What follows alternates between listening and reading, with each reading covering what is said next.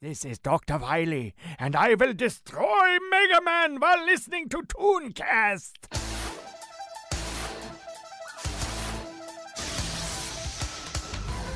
Super fighting robot, Mega Man. Super fighting robot, Mega Man. Super fighting robot, Mega Man.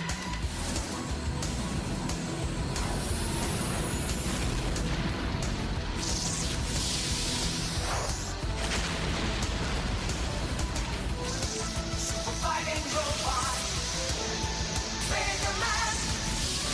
Super fighting robot, Mega Man. Super fighting robot, Mega Man. Fighting to save the world.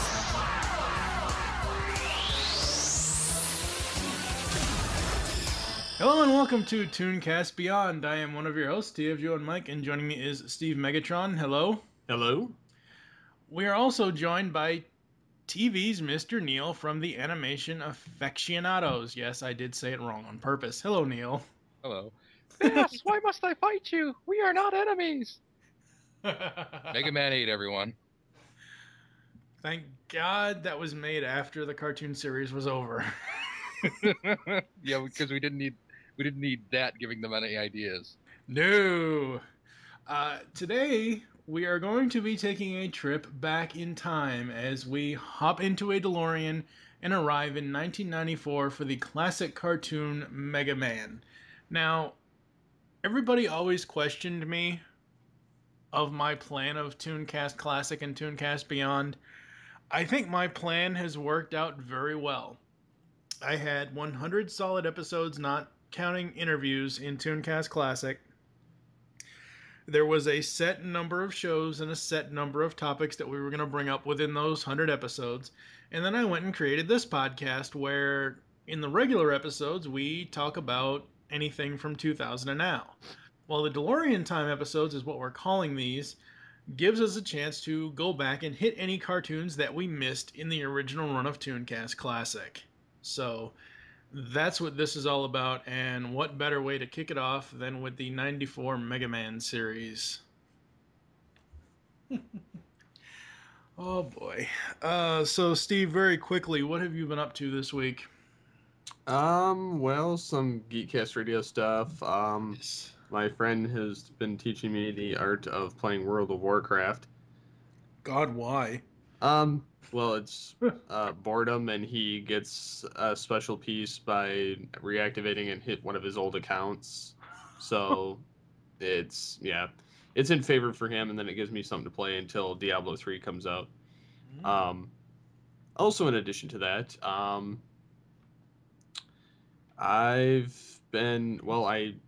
going to enter the Behind the Voice Actors contest. Awesome. And also, the first episode of the Tabletop Enthusiast will be out this coming Soon. Saturday. Yes, soon. Soon. Soon. Yes. And Neil, what have you been up to since we last brought you your doom? Well, I've been drawing comics, drawing commissions, and I've started shining the Holy Ark on the Sega Saturn. That's been my week. And I've been watching this cartoon. Yes. All right, so and again, because we are doing DeLorean Times are essentially ToonCast Classic episodes, it is the old format, so it's not the new show format that we have on ToonCast Beyond. So to give you an overview / history lesson of Mega Man, which, let's see here, is a Japanese-American animated television series multi-produced by Capcom Productions, Ruby Spears Productions, Oh Shit Productions? I know that's not correct, but that's what it looks like to me. And Ocean Productions is based on the game series of the same name. The TV series began in 1994 and ended in 1995 and was aired on many syndicated stations at the time. 2 seasons were produced, with a 3rd season planned, but the show was canceled despite respectably high ratings due to budget constraints.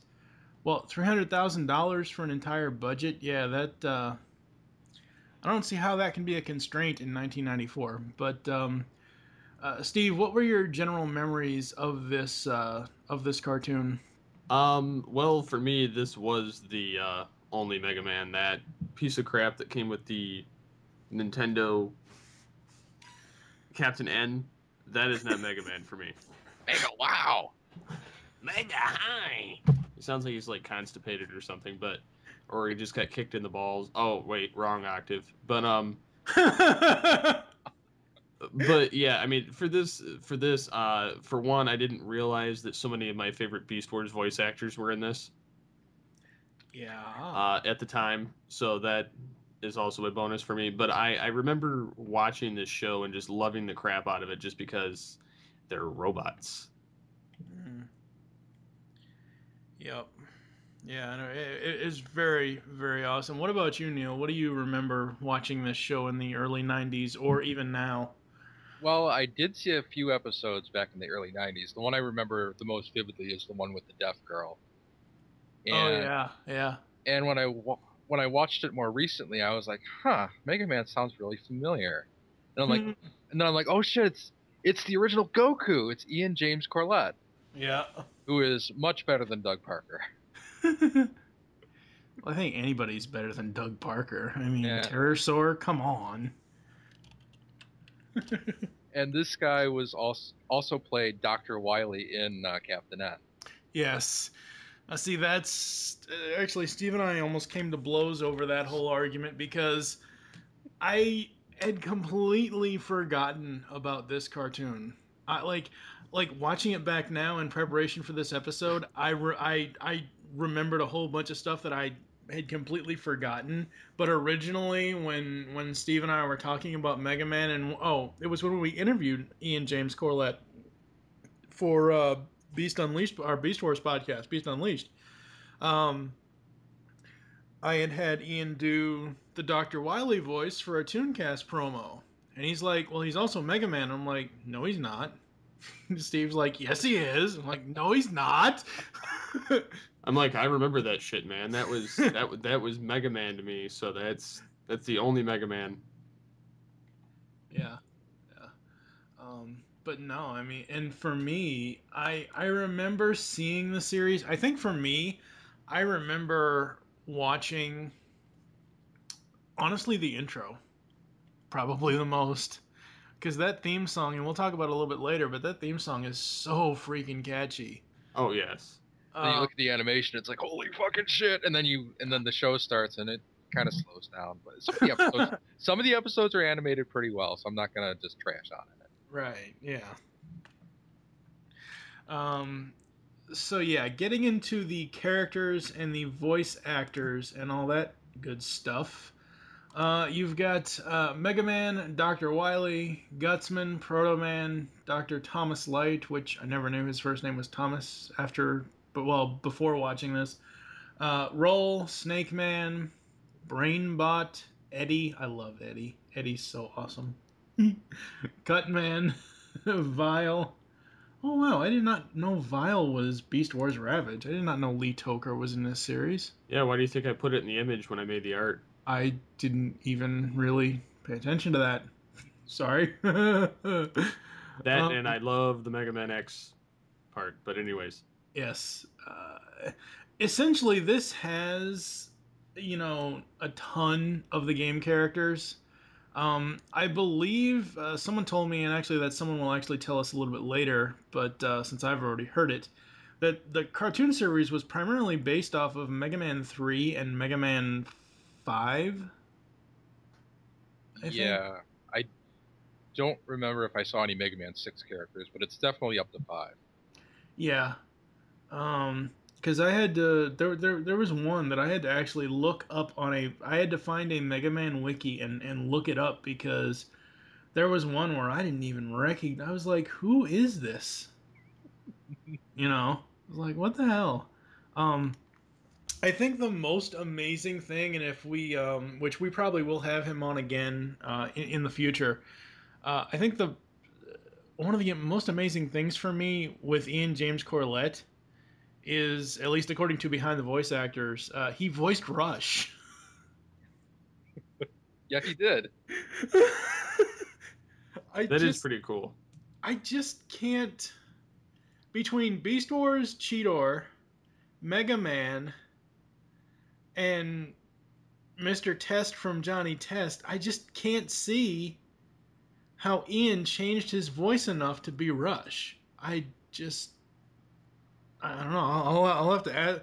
I'll have to, if we when we interview him again, whenever that'll be down the line, I'll have to ask him. So, can you take us through, changing your voice from Mega Man to Rush? Steve, what were some of your favorite characters from the series? Well, of course, I loved Mega Man. Rush was the nice comedy relief. I loved Scott McNeil's portrayal of Dr. Wily. Mhm. Nothing against Ian's on the Captain N, because Right. I can that one's all right. But for me, I like the zaniness that McNeil brought to it, and also he played Proto Man, which is the other favorite of mine from this show. Yes.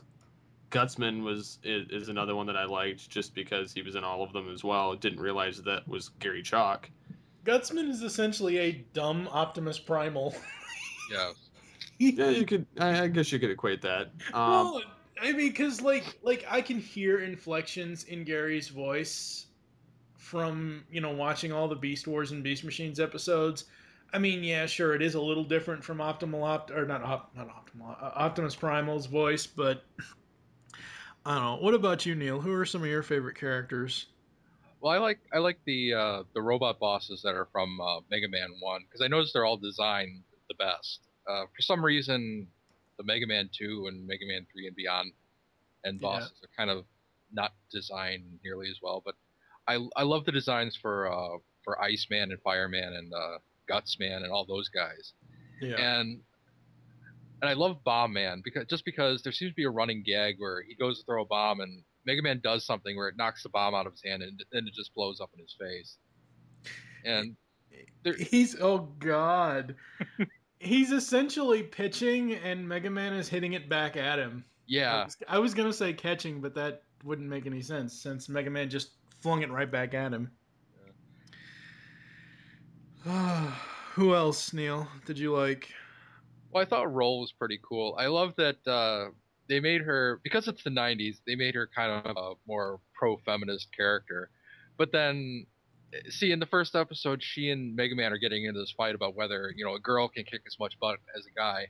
And then, Mhm. like, 10 seconds later, she's like, I made myself a vacuum cleaner arm. And I'm like, oh my God. Fail. And I think she had a frying pan arm and a toaster arm in a later episode. She did. Yeah, the only good she ever did with those utensils is either smacking someone in the face or vacuuming a robot's face off. Yeah. I was kind of disappointed because I thought because she had the vacuum cleaner arm, I thought that meant that she beat Dustman. Well, I guess she likes to suck a lot then, huh? Oh, I wasn't even going there. Well, he does blow, so. Uh, oh Lord.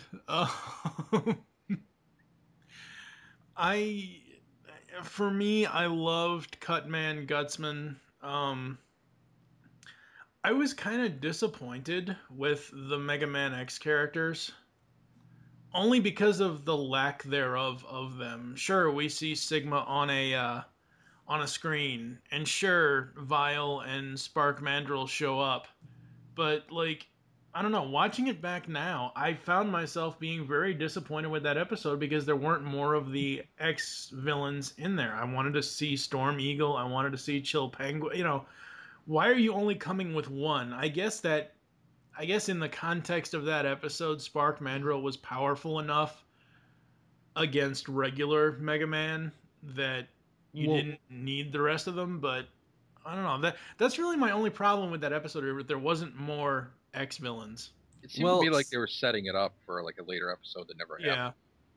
Well, not only setting it up, but also I think they were helping to promote more of the Mega Man X games Yeah. that were coming out around that time. Because if you look at it, Mega Man X does look like, Mega Man X, and I think it's cool that Ian James Corlett played a little bit older version of his Mega Man character. And Vile is like, he's almost what Zero would be, just on Sigma's side. And I loved the fact that they brought those three characters in, despite them being very underutilized.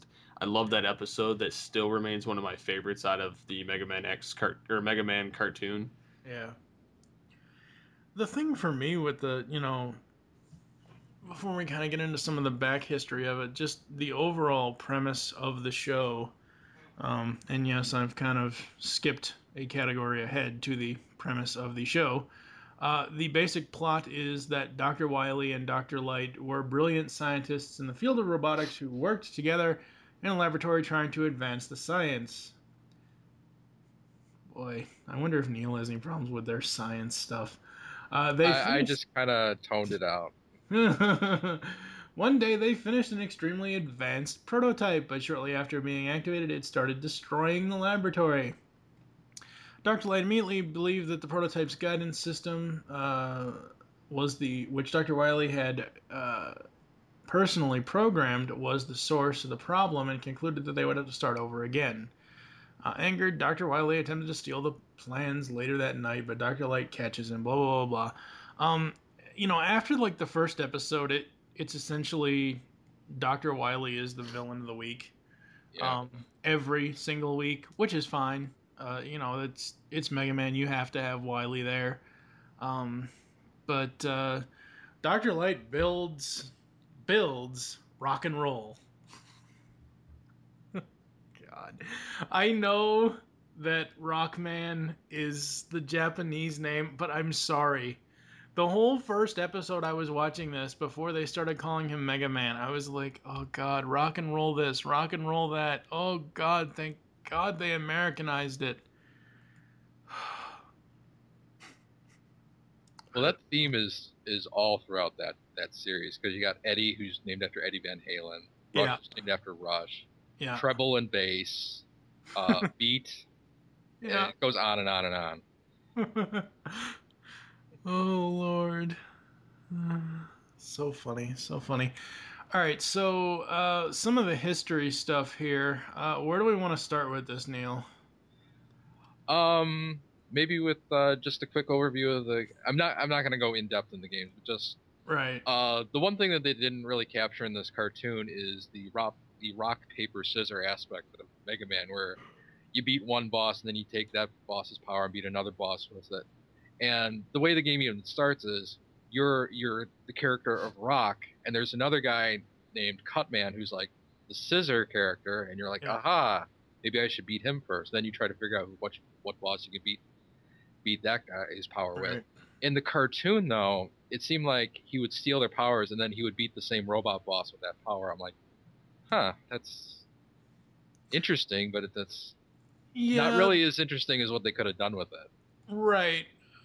But at the same time, to have, because a lot, besides Cutsman and Gutsman and Proto Man, Iceman has like 3 or 4 episodes. Bomb Man has 3 or 4 episodes. So you couldn't actually have him, quote unquote, kill these people and steal their powers. Yeah, that's true. That's the other part of it, is that he has to kill them to take the powers, and they couldn't do that. Yeah. But they certainly had enough robot bosses that they could have done like 65 episodes and done one boss per episode. Yeah. Yeah, they certainly didn't have to keep reusing and rehashing all the same ones over and over and over. But I understand why they wanted to keep using Gutsman, because Gutsman is just funny. Gutsman, Cutman, Proto Man, those were pretty much the main 3 that Wily used on all the shows. Yeah. Cutman, he's a great villain, but at the same time, he's also one of the worst villains ever. He has bad puns. Well, not only does the bad puns, but I mean, like, Time to cut you off, Mega Man. Like I said, rock beats paper, or rock beats scissor. Yeah. Well, see, and here's the thing. There's a couple episodes where Mega Man, just kicks the scissors right back at him. And it cuts him in pieces. Yeah. Or, Mega Man will duck out of the way of the scissors. The scissors, effectually a boomerang, will go up and slice something, and it will come down on Cutsman and Gutsman's heads. I love, there's an episode, and again, I don't remember the episode title right off the top of my head, but there's an episode where Gutsman is in a tank, or he's in something. No. It was a helicopter. It was a helicopter. I'm sorry. It was a helicopter. He's in a helicopter and he's trying to find and fight Mega Man, and Mega Man is standing on top of the helicopter as it's moving, and Gutsman punches a hole in the ceiling and sticks his head out each time. It's just this series on a whole is so it's so funny, it's so cliched, but watching it back, it essentially took me back to the 90s. And that's one of the reasons why I think the series has endured and endeared itself to a lot of people over the years.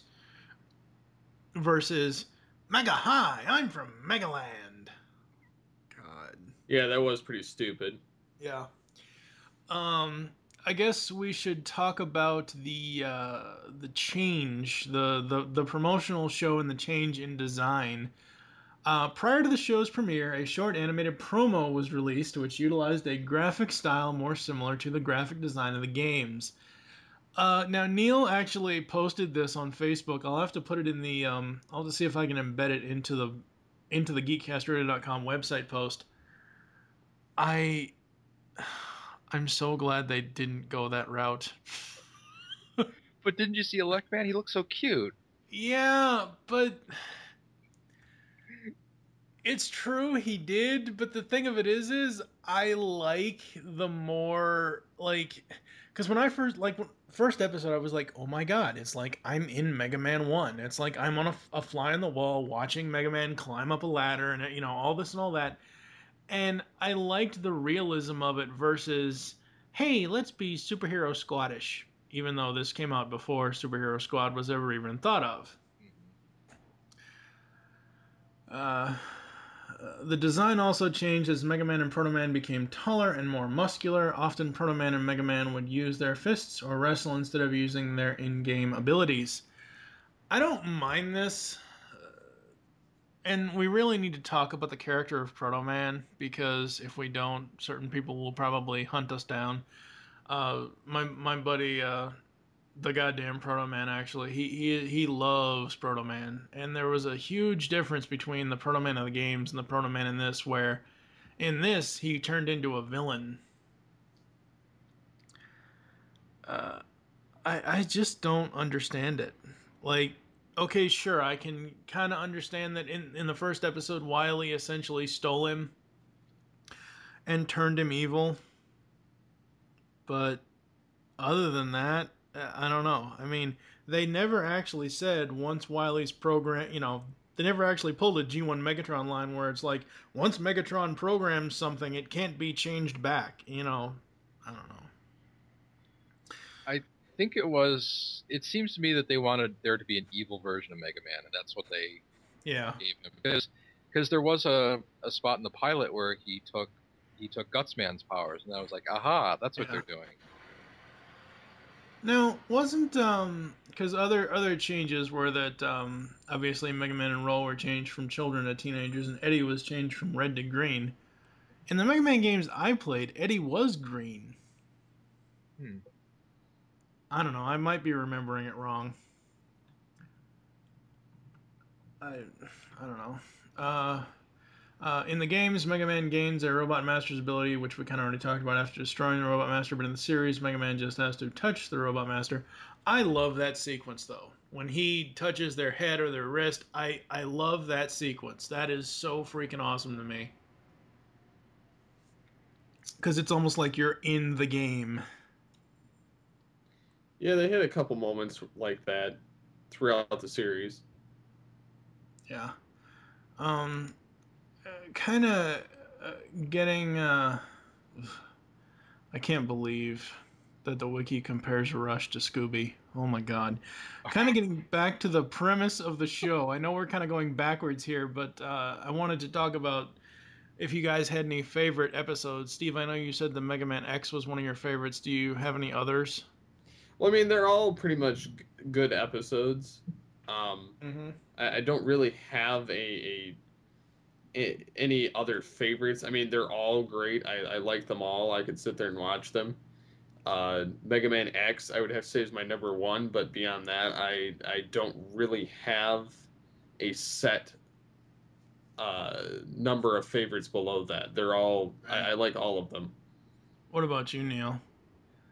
Um, Probably the first episode because it was definitely the most anime-like, and it had all the robot bosses from the first game, and I like that they went back to the one storyline from the game that was Dr. Light had built all six of the original robot bosses, Mm. and along comes Dr. Wily and turns them all evil. But what was funny about that is that he has a reprogramming gun. He hits the robot bosses with them. Mega Man Roller right there. He says, "Okay." He tells his new robot, slaves to grab Mega Man and Roll, take them back to his lab so he can reprogram them. I'm like, wait a minute.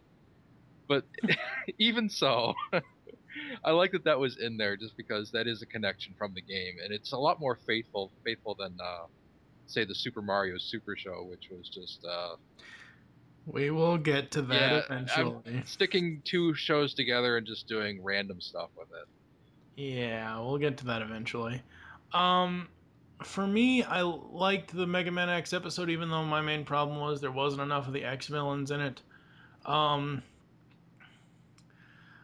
liked the one where Rush actually used his doggy brain and took pictures of something. It was one of Wily's inventions, so he took pictures so Dr. Light could, in effect, make an antidote machine or a counter-offensive machine.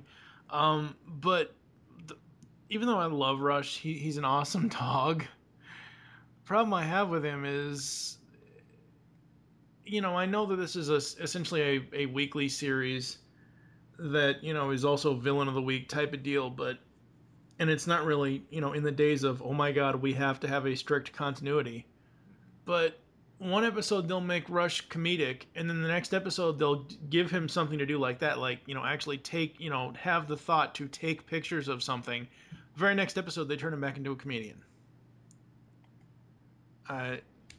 That's a lot of shows that do that, though. I know, but It just depends on the writing, and I I agree, that's kind of stupid, but whatever. And I thought that the episode with the deaf girl, I thought that was very unique and interesting. As far as people hearing this oh god, The hypnotic. the subliminal. I was looking for subliminal message thing. Yeah, the hypnotic music thing.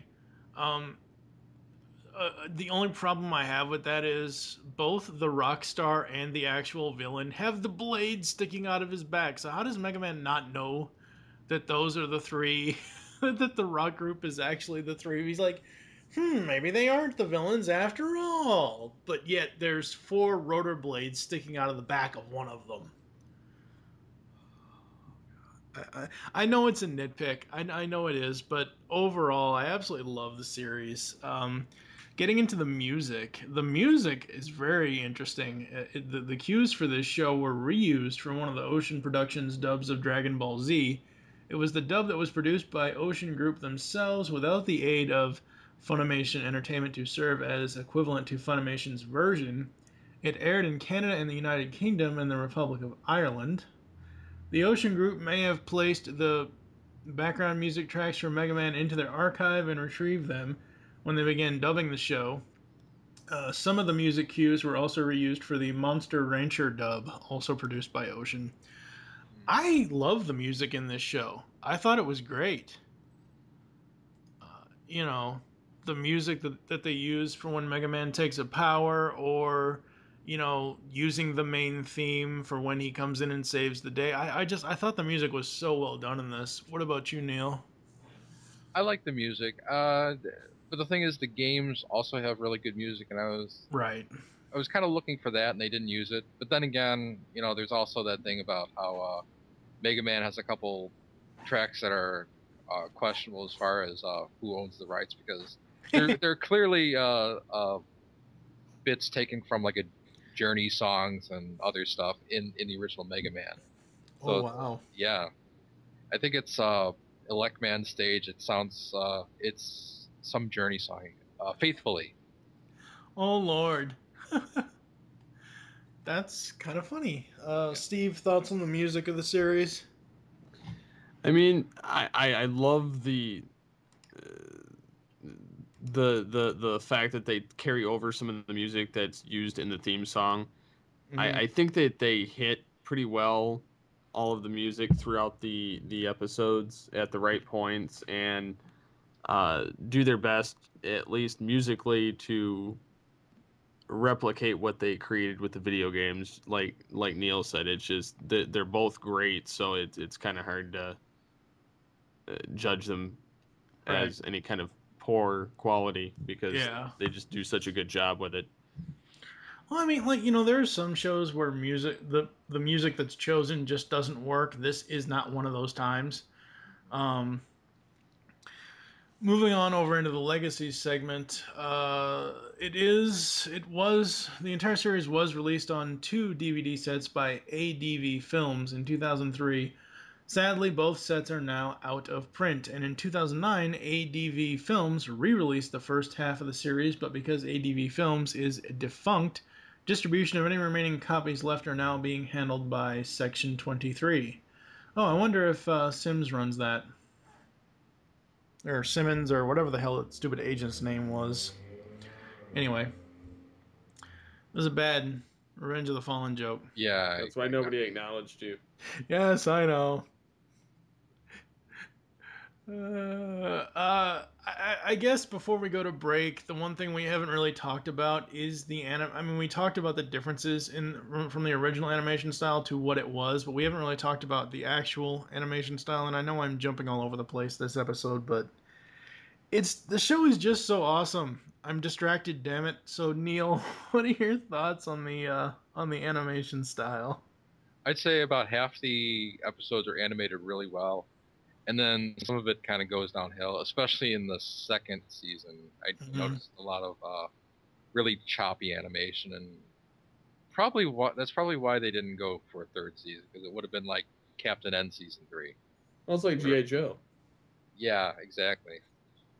So, yeah, the first episode was, oh my god, it was great, and then started sliding, but I'm not going to say that it absolutely went downhill from the first episode to number 27, because it picked back up and went back down again, so it was up and down the whole way.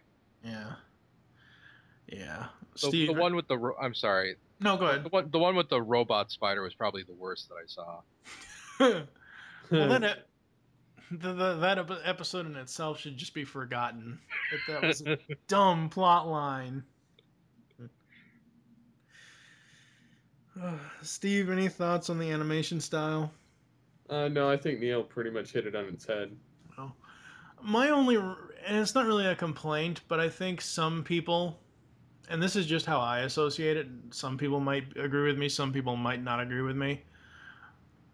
I haven't seen the intro to this show in a long time, and when I went and watched it back, as soon as I saw the image of Roll praying, I was like, oh my god, is this going to be anime? Yeah, that's a very anime pose. Yes, it is. I'm praying for you, Mega Man! So, yeah. I think we're going to go to a commercial break, and we will come back and close out the show with our final thoughts overall. Mega, right back. Messages. Like animation? Come listen to Animation Aficionados. And if you disagree with us, you could be a guest on a future show. Available on iTunes, the Zune Market, and animationaficionados.com. Pixels in the Animation is the next cartoon review podcast series in the Geekcast Radio Network's long history of review series. We've had Transformers, He-Man, and Mask as far as the cartoon review podcasts we have done. Now we bring in TV's Mr. Neil as he and TFG and Mike break down 9 video game cartoon series. Steve Megatron will join us for the Mega Man and Sonic episodes. We will be reviewing and analyzing every episode of the Mario, Zelda, Captain N, Mega Man, Donkey Kong, and Sonic cartoons. You can expect us to go in-depth and also talk about the game franchises that spawned these cartoons. So tune in summer 2013 as we find the pixels in the animation. Movie Week in Review is the Geekcast Radio Network's weekly movie podcast. Steve and Mike take a look back on their favorite films and give you their thoughts. They also bring in co-hosts at times. If you are a movie buff, listen to M-Wire only on geekcastradio.com.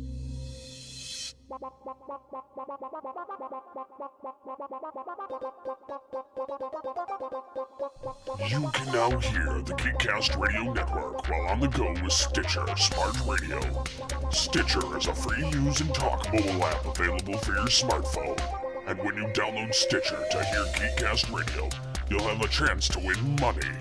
Downloading is quick and easy. Just find Stitcher in the App Store. During registration, hit the promo code box and enter Geekcast Radio, all one word, to get automatically entered to win $100. The latest episodes of the shows will be waiting for you in your favorites. You'll get access to lots of other amazing shows too. Always available to you on demand, no syncing. It's Stitcher Smart Radio. Don't forget to enter promo code Geekcast Radio when you register.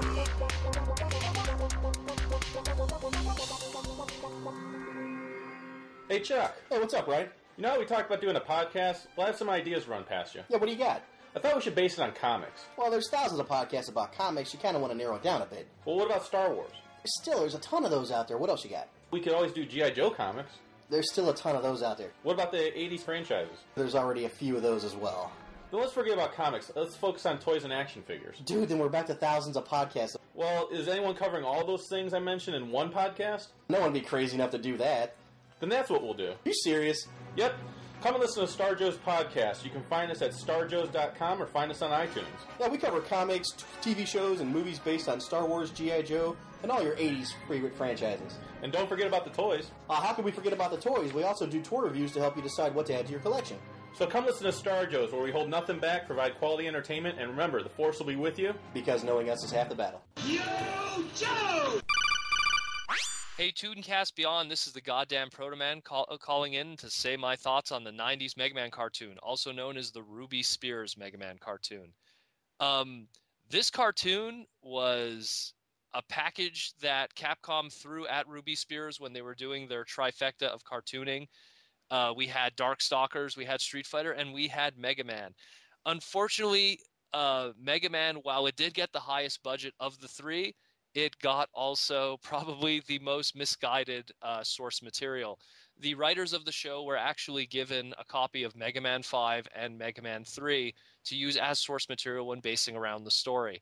Unfortunately, Mega Man 5 is one of those games that if you don't beat it, you get a kind of jaded story behind it, that being Proto-Man a villain.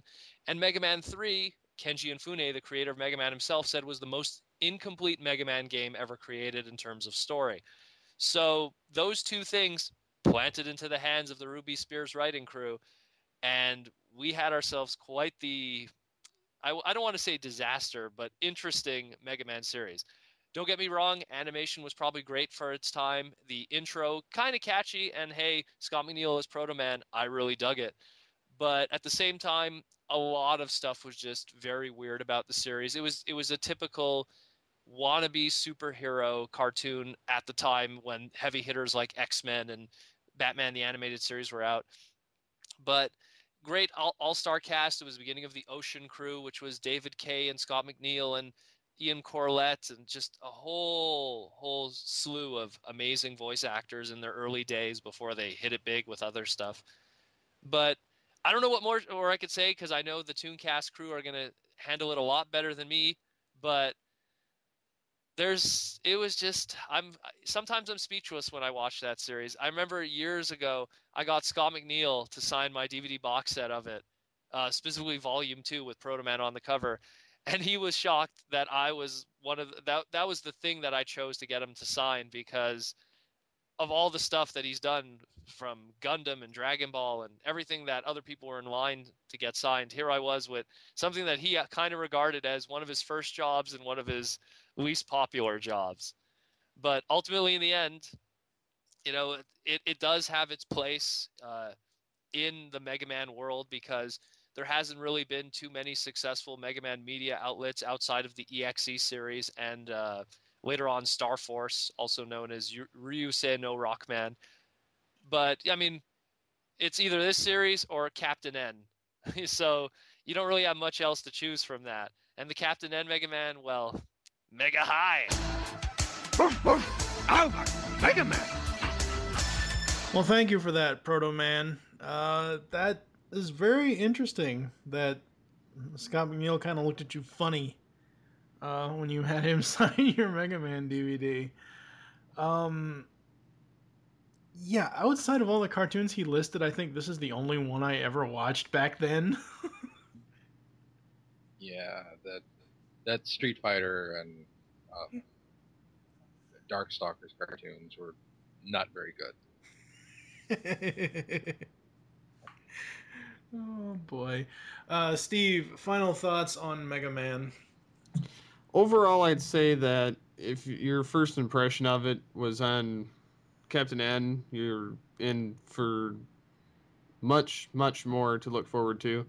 I would say that even if you don't care for the original Mega Man games and are a fan of Mega Man X, more so like I am, as far as the game is concerned, the Mega Man cartoon itself is a great show. It has great voice acting. Yes, there are some blunders in animation, but hey, what show doesn't? But yeah, I'd definitely give it top honors in something to watch. Yeah. What about you, Neil? Final thoughts?